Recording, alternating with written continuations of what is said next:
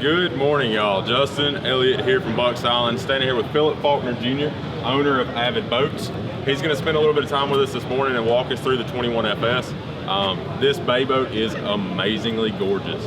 Never seen an aluminum boat with lines like this. The boat is beautiful. So Phillip's going to show us the ins and outs, show us what this boat's all about, and the little features that you may not just see from the outside looking in. Absolutely. So guys, this is our 21FS. This is our first of two models that we currently have in our bay boat lineup. This boat LOA 20 feet 7 inches, carrying a 98-inch beam. Just real quick, if we could start at the transom, I'll just point out a couple of things that make us a little bit unique to the aluminum bay boat business.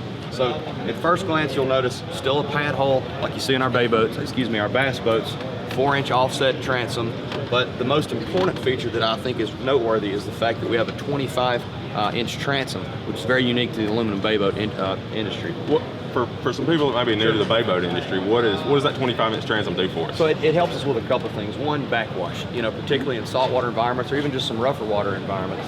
Whenever, we let off the gas, we go to rest, we can stop. We don't have to feather that thing out over, a 50, yard stretch or what have you. So in shallow water, we can cut down quicker, so we don't have to feather it out and possibly hit something. Absolutely. And also getting a little bit deeper, transom right there, that allows us to get a little bit more flotation foam in the boat too. So a true shallow water draft. This boat, it's going to draft anywhere 11 to 13 inches depending on your load, which I think is pretty significant for an aluminum product. Yeah. So just moving forward a little bit here, you'll notice we've got some really handy jump seats here. So rather than have any kind of traditional bungee strap or maybe a piano hinge holding this lid closed here, you'll notice that we have a full stainless steel latch system here. We can pull out, unlock it, flip it up. There's our jump seat.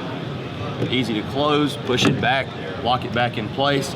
It's not going anywhere. Nice, clean, finished out appearance. No gap here, no hardware showing. So just kind of a clean way to do that. And some of the little stuff about this that I like is in a lot of boats, you get the jump seat. It's got a big gap on either side. It doesn't have a clean hinge. You get your rod tip stuck in there, your rod tip breaks. This is just cleaning up the back deck, keeping you from stubbing your toes, breaking rods, stuff like that. It's clean. Absolutely. So just a couple of other quick features that I would point out that are certainly noteworthy that definitely set us apart from our competition. Our fuel tank. So our fuel tank is actually located under the floor of the boat rather than back here in the bilge area. A couple of reasons why that's important. Number one, draft. All too often the aluminum guys, they're putting the fuel tank back in the bilge area, which means we're concentrating all of our weight, the fuel tank, the motor, everything back there at the transom. 2/3 of the total weight of the rigger on the back of the boat. Yeah, and for us, our definition of bay boat, it's a shallow water drafting boat. So that allows us to move our CG a little bit further forward, gives us a little bit better handling, a little better performance and lift, but also helps us get that draft, to a minimal.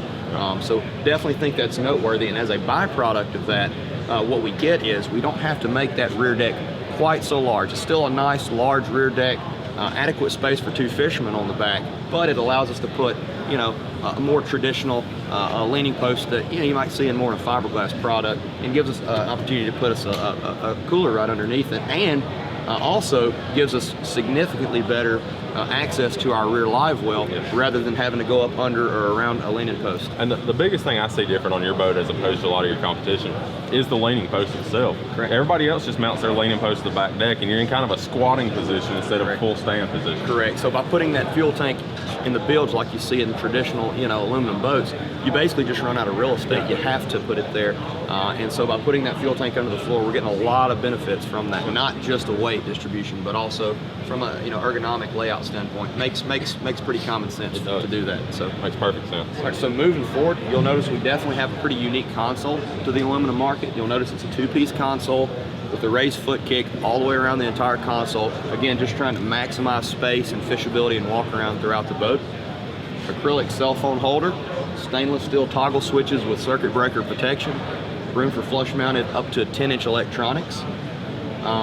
Moving forward here, we have an additional bait well in front of the console. That's 15 gallons. And the console's lit on every side, lighting the floor. Correct. LED live well lights throughout. Live well and courtesy lights throughout the boat.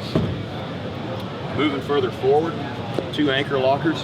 This is room for 10 total lockable 7.5-foot rods. One thing you'll notice here, again, as we talked about in some of the bass boat footage we've taken, raised lips around the openings. You know, aluminum boats traditionally, notoriously, probably not the driest storage in the world.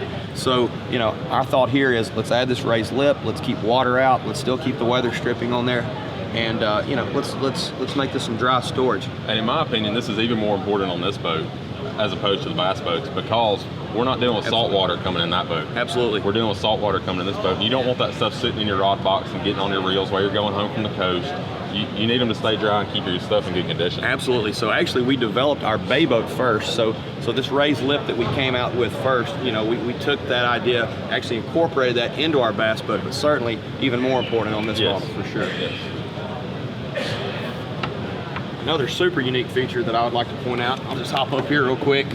You'll notice you have a 100-quart insulated fiberglass fish box that drains directly overboard. So we've got dedicated storage to our fish. If I'm you know, catching redfish, specks, anything like that on the coast, I've got dedicated storage for that. I'm not going to get blood anywhere in my bilge, draining directly overboard.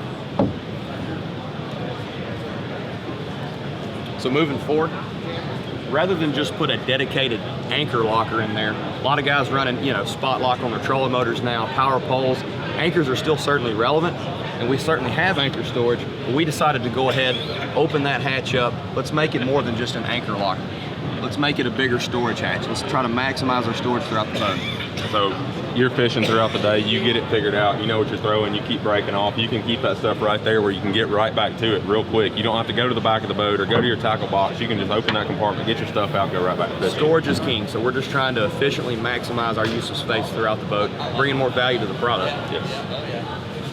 So again, as I mentioned earlier on another video, True Taper gunnels. This is a proprietary gunnel for Avid Boats here, and again, it is a beam forward design. You'll notice that this is a considerably beamier boat than you'll see some of our competition. Beamier. I like the beamier. Yeah. All of them come pre-wired for a trolling motor. Correct. Pre-wired for a trolling motor. A couple other quick things if you want to walk around to the other side of the boat. I'll just hop back in real quick and show you. Easy access to your battery switch right here on the side of the console. Our batteries are stored in the console. They can be accessed via an oversized hatch on the back side of the console here. And again, going back to that theme of efficient use of storage, efficient use of space, some tackle organizers right here in the backrest.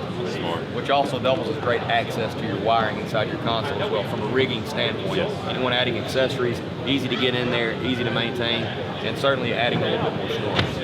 Foldable stainless steel handrail, removable windshield, so if you're you know, got a tight tolerance in your garage, you can certainly drop that height down. Definitely open up some more storage opportunities for you as well. Or if you want to hide it way up high in your boathouse, you can take that down and you can get it up high in the boathouse. Absolutely. And the backrest on the leading post is also removable, correct? It is totally removable. You remove it. You also have 4 additional rod storage units on the leading post as well. Absolutely. You'll also notice from an appearance standpoint, we've added the optional SeaDeck appearance package in this boat here, which definitely gives it a nice kind of finished out look, cuts down on some of the glare, and definitely feels good on the feet as well. So let's talk a little bit about what this boat's rated for, horsepower, what performance numbers we're getting with it, and that kind of stuff. Okay? So this boat's rated for a 200 horsepower motor. You know, our factory recommended would be anywhere between the 115 and the 150.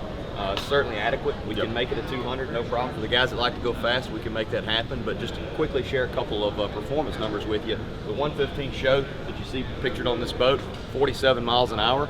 Wow. You bump up to the 150, 53 miles an hour. 53 miles. We certainly think the 150 is adequate, but for you guys that like to go fast, we are rated for a 200. We can certainly make that happen. And of course, we can do a 175 on the back of it as well. Absolutely, So absolutely. You've got really 4 motor options on the back of this boat. We will probably stock them with 115s and 150s to start out with.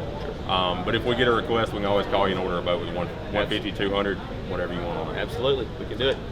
Phillip, we really appreciate you taking the time with us. Much appreciated, Justin. Thank you guys for your time. Y'all, if you have enjoyed this, please like, share, comment, subscribe, send smoke signals to your friends, get people here, show them the boats. These are amazing boats. We want to share them with the world, and we want you coming to Bucks Island to get them.